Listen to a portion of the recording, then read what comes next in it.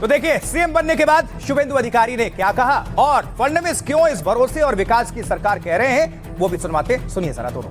ऐतिहासिक शपथ ग्रहण हुआ है।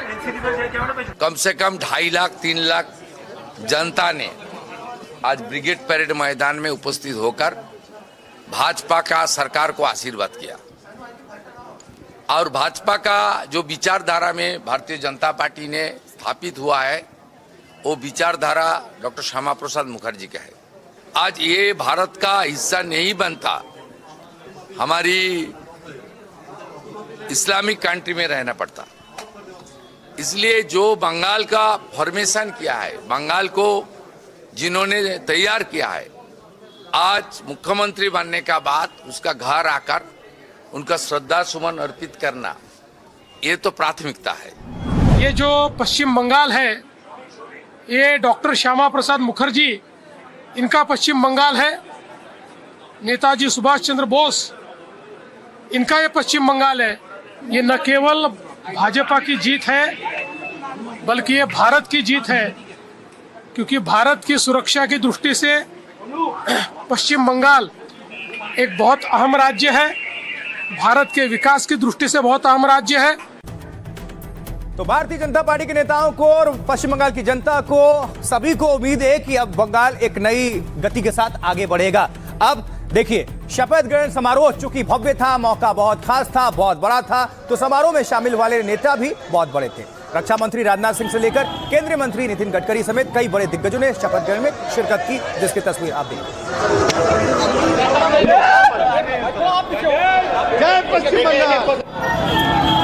उत्तर प्रदेश वाले दोनों डेप्यूटी सीएम, रक्षा मंत्री राजनाथ सिंह, नितिन गडकरी, ओपी राजभर भी। देखिए, शपथ ग्रहण में आए नेताओं और कार्यकर्ताओं का स्वागत भी बंगाल संस्कृति के मुताबिक हुआ। समारोह स्थल ब्रिगेड परेड ग्राउंड में सांस्कृतिक आयोजन किए गए थे। ऐतिहासिक है ये ब्रिगेड परेड ग्राउंड।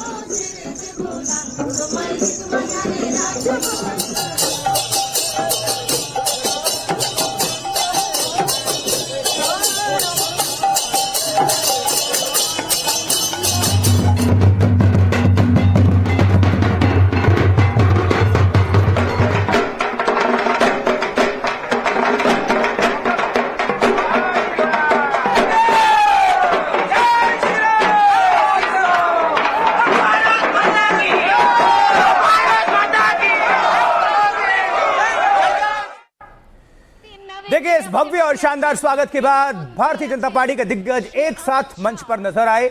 इनमें अध्यक्ष नितिन नवीन, अमित शाह गृह मंत्री, रक्षा मंत्री राजनाथ सिंह भी मौजूद रहे। ये तस्वीर।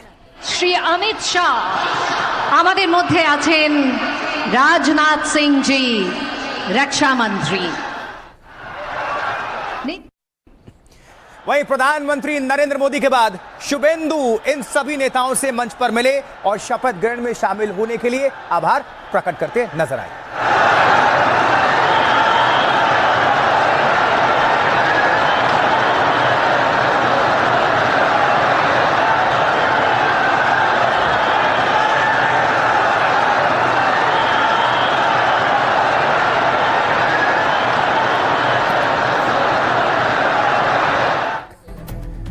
और अब देखिए, पश्चिम बंगाल के साथ साथ अब भारतीय जनता पार्टी देश के 20 से ज्यादा राज्यों में अपनी सरकार बना चुकी है। अब जरा देखिए कैसे देश का नक्शा भगवा हो चुका है। ये देख रहे हैं आप, 22 जगहों पर बीजेपी एनडीए की सरकार है। इसमें कौन कौन से राज्य हैं, नजर डालिए जल्दी से, ऊपर से शुरू करिए।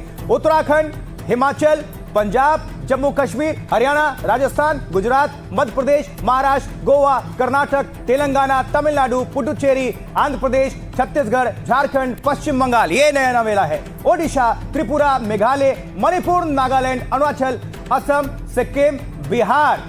और इस तरह से हो गए 22 जगहों पर बीजेपी और एनडीए की सरकार। ये वो राज्य हैं जहां भगवा लहरा रहा है, यानी कि जहां पे बीजेपी की सरकार है या फिर एनडीए का गठबंधन, उन्हीं की सरकार। ये पूरे आपने स्टेट देख ली, इसलिए ये नक्शा आपको हम दिखा रहे हैं। वो देख रहे हैं आप हर एक कलर से भी, BJP, NDA, Congress, JMM, TVK, आप, नेशनल कॉन्फ्रेंस। और जहां पर कांग्रेस और जेएमएम है या फिर टीवीके तो अभी अभी एंट्री मारी है और कल विजय शपथ ले सकते हैं, वो आपको स्क्रीन पर हम दिखा रहे हैं। वो कलर देखिए, आम आदमी पार्टी एक ही तो है आम आदमी पार्टी की, और जेएमएम झारखंड में है, कांग्रेस की बात करें तो वो आप ब्लू कलर में देख सकते हैं, हिमाचल में है वहां पर, और इसके साथ आप इधर तेलंगाना में देख रहे हैं, कर्नाटक, वो ये सब आप देख रहे हैं, सारा कुछ इसमें हमने रख दिया। इस बीच अब आगे बढ़ते हैं, क्योंकि भारतीय जनता पार्टी और एनडीए शासित राज्यों के मुख्यमंत्री और बड़े नेता शपथ ग्रहण में तो शामिल हुए, लेकिन शपथ लेते ही शुभेंदु अधिकारी ने सबसे पहले गुरुदेव रविंद्रनाथ टैगोर के घर जाकर उन्हें श्रद्धांजलि अर्पित की।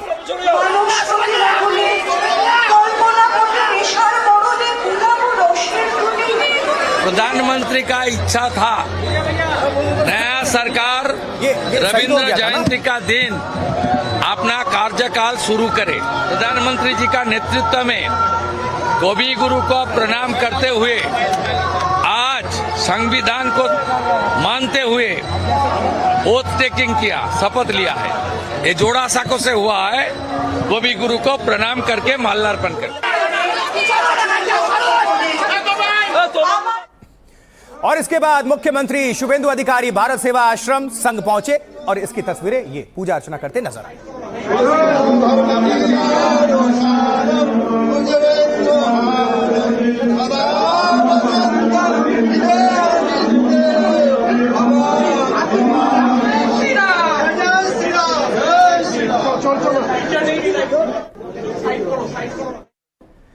तो शुभेंदु अधिकारी ने आज ही अपनी टीम में 5 मंत्रियों को शामिल भी कर लिया पहले दिन, जिन्होंने सीएम के बाद मंच से शपथ लिए, जिसकी तस्वीरें देखिए। आमी भारतेर सार्वभौमत्व ও অখণ্ডতা রক্ষা করিব।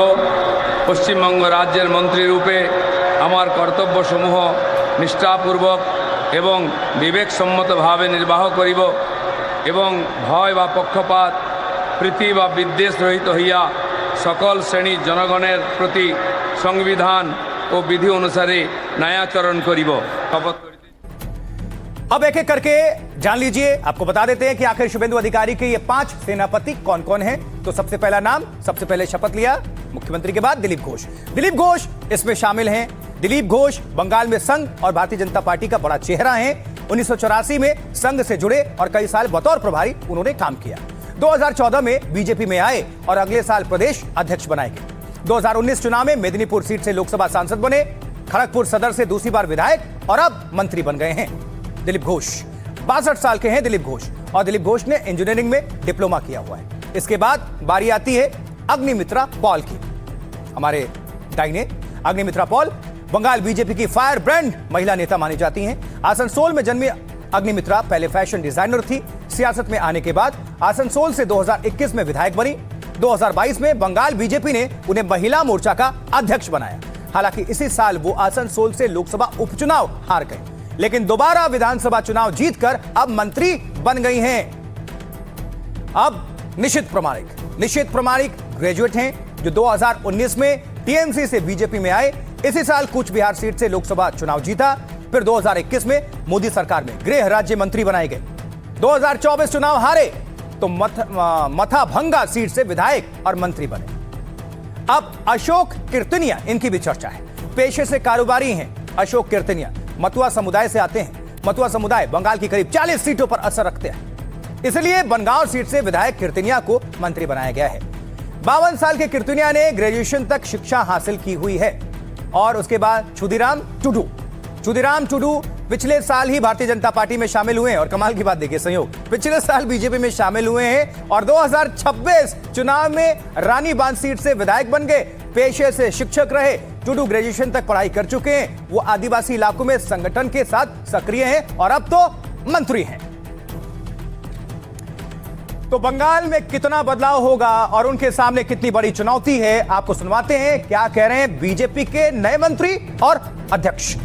बंगाल को मिला, पश्चिम बंगाल को, बंगाली लोग को बंगाल मिला डॉक्टर श्यामा प्रसाद मुखर्जी के लिए। नहीं तो आज तो हम लोग बांग्लादेश में रहते थे।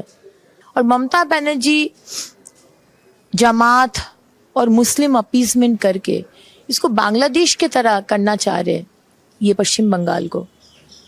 तो ये हम लोग का ये है कि आशीर्वाद है कि पश्चिम बंगाल पश्चिम बांग्लादेश नहीं हुआ, उसके पहले ही हम लोग इसको बचा लिए। लाखों बीजेपी कार्यकर्ता था जो आज इस दिन को देख नहीं पाए, जो गंगोत्री से गंगा सागर तक भाजपा का सरकार बनेगा और श्यामा प्रसाद की धरती पर श्यामा प्रसाद का सरकार आज बनने। ऐसा सरकार तो बिहार उत्तर प्रदेश में भी नहीं चला। ये महाजंगल राज को उखाड़कर पश्चिम बंगाल की जनता ने फेंक दिया। ये लोकतंत्र की विजय है। और सबसे बड़ा बात है, लोकतंत्र में किसी स्पर्धा, किसी एरोगेंस का कोई जगह नहीं है। अब लोकतंत्र में जनता जीती है। 75 साल की तपस्या के बाद आज सरकार आई है, जनता खुश है। तो सभी चेहरे भारतीय जनता पार्टी से जुड़े हुए प्रसन्नचित्त मुद्रा में। देखिए, बीजेपी बंगाल में कीर्तिमान रचकर सत्ता भी आई, लेकिन ये ऐसे ही नहीं हुआ है। इसके पीछे बरसों की कड़ी मेहनत और जनता का भरोसा है, और इसलिए तो प्रधानमंत्री मोदी ने घुटनों पर बैठकर इस जनता को नमन किया। ये देखिए,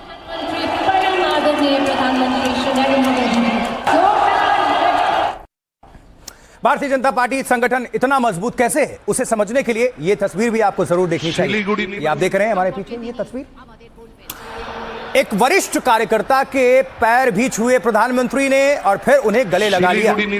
माखनलाल सरकार इनका नाम है, और माखनलाल सरकार वो कार्यकर्ता हैं जो 1980 से बीजेपी में हैं।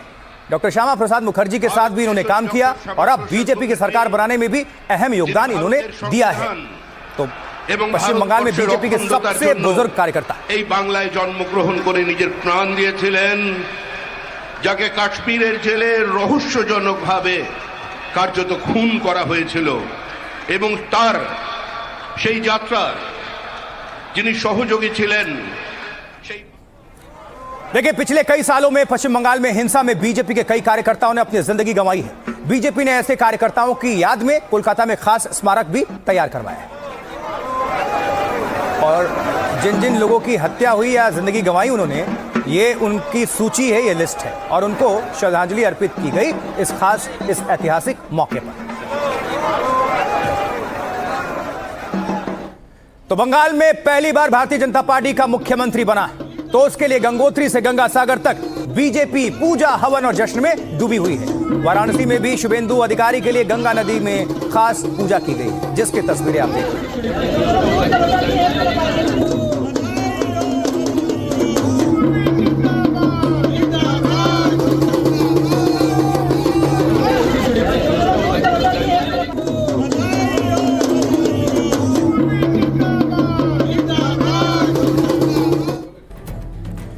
देखिए, पश्चिम बंगाल की जनता के सामने प्रधानमंत्री नरेंद्र मोदी दंडवत हो गए। पीएम मोदी का यह अंदाज जिसने भी देखा वो हैरान रह गया, और कोलकाता में मंच पर बैठे अमित शाह और योगी तक हैरान थे। शुभेंदु की शपथ में आए प्रधानमंत्री मोदी ने पहले जनता की ओर हाथ हिलाया और फिर मंच से ही दंडवत होकर बंगाल की जनता को प्रणाम किया। राम मंदिर और संसद में सेंगोल के सामने मोदी दंडवत हुए थे, लेकिन किसी सियासी मंच पर पीएम मोदी की ऐसी तस्वीर आज तक नहीं देखी गई। जानकार मानते हैं कि बीजेपी का बंगाल में पहली बार जीतना भावुक पल है, खास है, बहुत बड़ा है, ऐतिहासिक है। इसलिए पीएम मोदी ने भावुक होकर जनता को सम्मान में दंडवत प्रणाम किया। बंगाल में भारतीय जनता पार्टी की सरकार बीजेपी के जनक श्यामा प्रसाद मुखर्जी का सपना था। जिन श्यामा प्रसाद मुखर्जी ने बीजेपी खड़ी की, वो उनके ही राज्य में हाशिए पर थी, लेकिन पीएम मोदी अमित शाह ने 2014 के बाद बंगाल में पहले बीजेपी को मजबूत किया, और फिर बंगाल में कमल खिलाने और सरकार बनाने का सपना आज पूरा कर लिया। शपथ ग्रहण से पहले मोदी ने मंच पर एक कार्यकर्ता के पैर भी छुए। पीएम मोदी ने जिनके पैर छुए वो 98 साल के भारतीय जनता पार्टी के कार्यकर्ता माखनलाल हैं। माखनलाल सरकार ने डॉक्टर श्यामा प्रसाद मुखर्जी के साथ काम किया है। 1952 में माखनलाल को भी कश्मीर में गिरफ्तार कर लिया गया था, जब वो श्यामा प्रसाद मुखर्जी के साथ कश्मीर में तिरंगा फहराने गए हुए थे। 1980 में बीजेपी बनी तो दिनाजपुर, जलपाईगुड़ी, दार्जिलिंग में समन्वयक थे वो, और साल भर के अंदर 10,000 सदस्यों को भारतीय जनता पार्टी से जोड़ने का काम कर दिया इन्होंने, माखनलाल सरकार ने। मतलब बीजेपी के बनने से पश्चिम बंगाल में बीजेपी सरकार बनने के ये साक्षी हैं। बंगाल में मोदी ने जिस बीजेपी कार्यकर्ता के पैर छुए, उनका परिवार क्या कह रहा है इस खास मौके को लेकर, वो भी आपको सुनना चाहिए। सुनिए जरा। बहुत खुश हुआ था हम, हमारा पति इतना सम्मान पाया था प्रधानमंत्री से। हम प्रधानमंत्री से खूब खुश है हम। आँख में पानी आ गया, अच्छा लगा बहुत। देश का प्रधानमंत्री और उन लोगों का पार्टी पिताजी को नहीं भूला। पिताजी की भी बहुत सुकून लगा, अच्छा लगा पिताजी को भी। पार्टी के लिए बहुत कुछ किया पापा, उन्हें जान दे दिया पापा पार्टी के लिए। आज जब बीजेपी सरकार गठन किया तो हम लोग को ऐसा लगा मेरा पापा का जो पापा पार्टी के लिए कष्ट किया, आज पापा का सफल हो गया सब कुछ। चलिए कुछ और तस्वीरें आपके सामने रखते हैं, क्योंकि बहुत ऐतिहासिक लम्हा, ऐतिहासिक मौका और ऐसी ऐसी तस्वीरें भी सामने आई जिन पर नजर पड़ी। देखिए, बंगाल से लेकर पूरे देश में चर्चा चल रही है कि क्या शुभेंदु बंगाल के योगी होंगे, क्योंकि मुख्यमंत्री बनने से पहले वो योगी से मिले तो योगी ने अपना पट्टा शुभेंदु को पहना दिया। तो क्या शुभेंदु योगी की तरह एक्शन भी लेंगे? ये तस्वीर देखिए।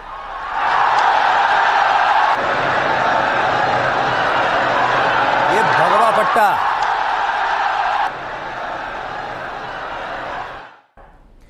देखिए, बंगाल में बीजेपी का सीएम बना तो यूपी में मोदी योगी के पोस्टर लग गए और कार्यकर्ता गजब के उत्साह में है इस वक्त और दावा कर रहे हैं कि 2027 में यूपी में बीजेपी जीत की हैट्रिक पूरा करेगी।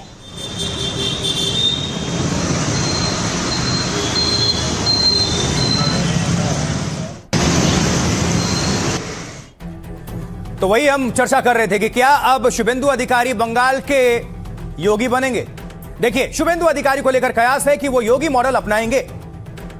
जैसे योगी आदित्यनाथ ने यूपी में माफियाओं को खत्म किया, बुलडोजर चलाया, तो आज शुभेंदु जब शपथ ले रहे थे तो मंच पर योगी भी मौजूद थे और शुभेंदु ने योगी की तरह ही भगवा कुर्ते में शपथ ली है, आपने भी देखा। और शपथ के बाद योगी आदित्यनाथ ने भगवा पटका पहनाकर उन्हें बधाई दी और तालियां बजी जबरदस्त। और शुभेंदु अधिकारी भी योगी के कामकाज की तारीफ कर चुके हैं कई बार, यहां तक कि उन्होंने बंगाल में योगी मॉडल की जरूरत भी बता रखी है। उनके भाई देवेंदु अधिकारी ने भी योगी जैसे काम करने का ऐलान किया हुआ है। और हालांकि शुभेंदु की छवि योगी जैसी ही आक्रामक नेता की है, ये दुनिया जानती है, बंगाल की जनता जानती है, जो हिंदुत्व, गोरक्षा और धार्मिक मुद्दों पर खुलकर बोलते हैं। योगी भी 2017 में जब मुख्यमंत्री बने तो उनके सामने कई चुनौतियां थी, चैलेंजेस थे। यूपी में अपराध माफिया, भ्रष्टाचार हटाना और गोरक्षा करने की जिम्मेदारी। ऐसे ही शुभेंदु के सामने पश्चिम बंगाल से गुंडे माफिया पर लगाम लगाना, लॉ एंड ऑर्डर को सुधारना, अवैध घुसपैठ रोकना और कट मनी कल्चर खत्म करने की चुनौती है।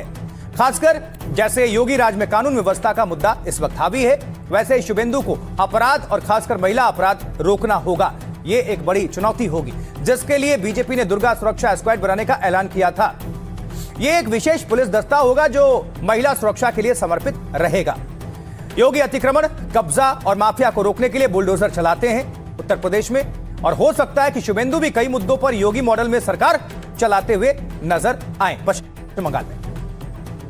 तो बंगाल में क्या शुभेंदु योगी मॉडल लागू करेंगे? अब सुनवाते हैं क्या कह रहे हैं शुभेंदु के भाई और बंगाल की जनता। टिट फॉर टैट जो होता है ना यूपी में, जोगी जी जो किया है, बंगाल पर भी हम लोग करेंगे ये पक्का करेंगे। जोगी जी को देखकर भी हम लोगों को ऊर्जा मिलता है, वो ऊर्जा बंगाल में आएगा। जोगी जी चुनाव का रैली में आके बोल के भी किया है और माननीय प्रधानमंत्री के भी गलत शब्द यूज नहीं करता है। माननीय प्रधानमंत्री जो बोलना है उनका इशारा ही काफ़ी है। तो हमारा बहन का प्रति कोई कुछ करेगा, हम उनको छोड़ देंगे, उसको खुला हम रास्ते में घूमने देंगे? घूमने नहीं देंगे। तो सरकार जब बन जाती है तो एक्शन की भी बारी होती है जी। तो अब सरकार बन गई तो एक्शन क्या, आइए देखते हैं। अब पश्चिम बंगाल में बीजेपी सरकार बनते ही एक्शन भी शुरू हो चुका है। बंगाल पुलिस ने उन 4 टीएमसी कार्यकर्ताओं को गिरफ्त में लिया है। ये तस्वीर देख लीजिए पहले, जिन पर बीजेपी कार्यकर्ता के घर में आग लगाने का आरोप थे। ये 4 आरोप,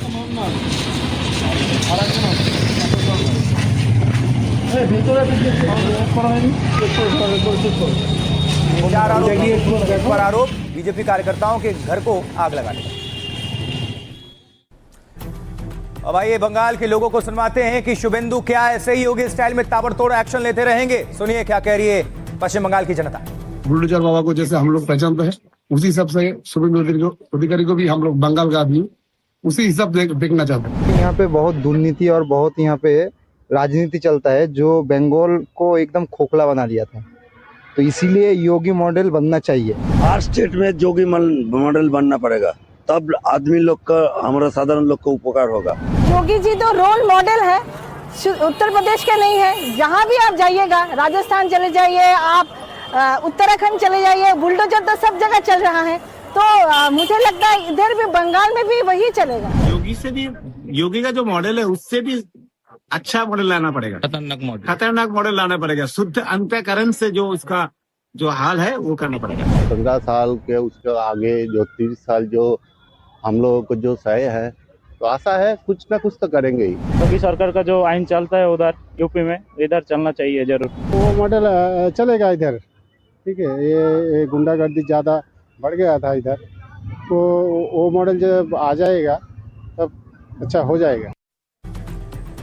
लेकिन देखिए, सरकार बनते ही सियासी वार पलटवार का दौर भी शुरू है। अभिषेक बनर्जी सांसद टीएमसी से वो क्या कह रहे हैं लोकतंत्र तभी जिंदा रह सकता है जब चुनावी संस्थाओं लोगों में भरोसा जगाएं। लेकिन जिस तरह 30 लाख असली वोटर्स हटा दिए गए, उससे सवाल खड़ा होता है कि क्या ये असली जनादेश है। उधर शिवराज सिंह चौहान केंद्रीय मंत्री वो कह रहे हैं ममता जी ने बंगाल में जो योजनाएं रोक रखी थी वो सब लागू होंगी। सही मायनों में बंगाल आजाद हुआ है। सुरक्षित और विकसित बंगाल देश के लिए बहुत जरूरी है। उधर अखिलेश यादव सांसद समाजवादी पार्टी के अध्यक्ष, बंगाल में जो हुआ उस पर नजर रखी जाए। दीदी बीजेपी की नजरों में हमेशा खटकती थी, इसलिए एसआईआर के बहाने वोट काटने का खेल हुआ।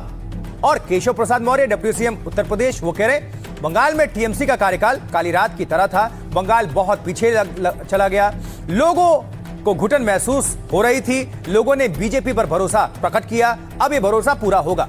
उधर सायोनी घोष सांसद टीएमसी की हैं, उम्मीद है बंगाल के सीएम ने जो शपथ ली है उसका पालन करेंगे, जाति धर्म का भेदभाव नहीं करेंगे, दिल सच्चा ना होता दिखावा टिकता नहीं, मुखौटा उतर जाता है। जबकि रेखा गुप्ता मुख्यमंत्री दिल्ली बीजेपी की गुरुवार लिख रहे हैं गुरुदेव रविंद्रनाथ का सोनार बांग्ला का सपना पूरा हो रहा है। पश्चिम बंगाल में अब भय नहीं, विश्वास और विकास की राजनीति होगी। तो पश्चिम बंगाल में नई सरकार बनते ही सियासत बहुत तेज है। बीजेपी कह रही है कि बंगाल में असली आजादी तो अब आई है, लेकिन इंडिया ब्लॉक के नेता इसे लोकतंत्र से लूट करार दे रहे हैं और शुभेंदु पर अभी से भेदभाव के आरोप लगा रहे हैं। बंगाल में जो हुआ उस पर नजर रखे हुआ हूं कि 2022 में हम लोगों ने आरोप ये लगाया कि समाजवादी पार्टी के वोटरों के नाम डिलीट किए गए। जब लोग पहुंचे वोट डालने तो पता लगा उनका वोट ही नहीं है वहां पर। बेहतर तरीके से करने के लिए एसआईआर लेकर के आ गए, लोगों को परेशान करने के लिए एसआईआर लेकर के आ गए। और आपने हाल ही में देखा है बंगाल में कि जिनके नाम हटा दिए उसकी वजह से कितने लोग वोट नहीं डाल पाए। वो आखिरकार किसका सॉफ्टवेयर था? 75 साल हो गए, लेकिन पश्चिम बंगाल की आजादी तो आज मिली है जब कमल का फूल खिला है, जब श्री शुभेंदु अधिकारी जी के नेतृत्व में भाजपा की सरकार बनी है, जो डबल इंजन की सरकार बनी है माननीय प्रधानमंत्री श्री नरेंद्र मोदी जी के मार्गदर्शन में। पश्चिम बंगाल को भी आगे बढ़ाने में और देश को विकसित बनाने में अपना योगदान करेगी। पूरा विश्वास से बंगाल भरा है, देश भरा है। देखिए, बंगाल के अंदर लोकतंत्र चोरी हुआ है और बंगाल में जिस तरह से केंद्रीय बलों को लगा करके और वोटर का जो वोट का अधिकार है उसको रोक करके, और बाद में जिस प्रकार की सूचनाएं आई कि केंद्रीय बलों द्वारा खुद वोट डलवाया गया। पश्चिम बंगाल में, वेस्ट बंगाल के अंदर में जो भारत सरकार का स्कीम ममता बनर्जी लागू नहीं किया था, हम तुरंत लागू करेंगे। इवन पश्चिम बंगाल का जो असेंबली है, असेंबली में हमारा ई विधान का जो स्कीम है वो लागू ही नहीं था। बंगाल को गाजा बना दिया जाए तो इसका मतलब ये कि आप बच्चों को मारेंगे, आप लोगों को मारेंगे, आप कत्लेआम करेंगे। किस तरीके के आप मुख्यमंत्री हैं? क्या कोई मुख्यमंत्री ये संभव है कि इस तरह का बयान दे कि मैं एक कम्युनिटी के लिए काम करूंगा? पश्चिम बंगाल की जनता ने भ्रष्टाचार और भय के साये में जो पश्चिम बंगाल आया था उससे मुक्ति पाई है। आज ये पश्चिम बंगाल की इस धरती पर इतिहास में नाम लिखा गया है। और देखिए, जब शुभेंदु सीएम पद की शपथ ले रहे थे तो ममता बनर्जी क्या कर रही थी? वो गुरुदेव रविंद्रनाथ टैगोर को उनकी जयंती पर श्रद्धांजलि अर्पित कर रही थी। ये तस्वीर है।